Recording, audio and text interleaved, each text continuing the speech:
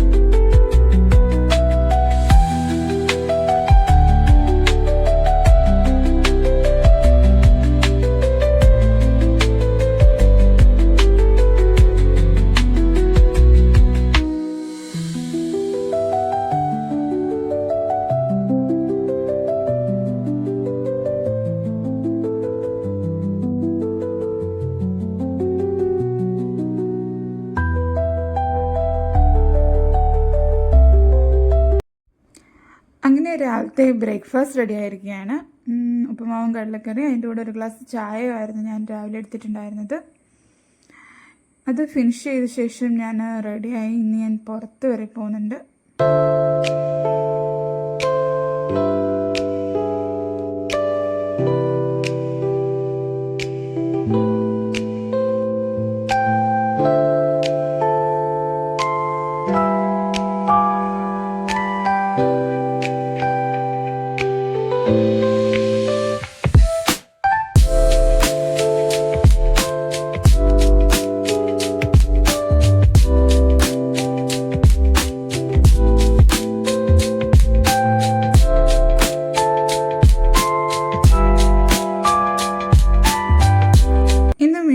സ്നാക്കായിട്ട് എടുത്തിരുന്നത് ഒരു pineapple juice ആയിരുന്നു.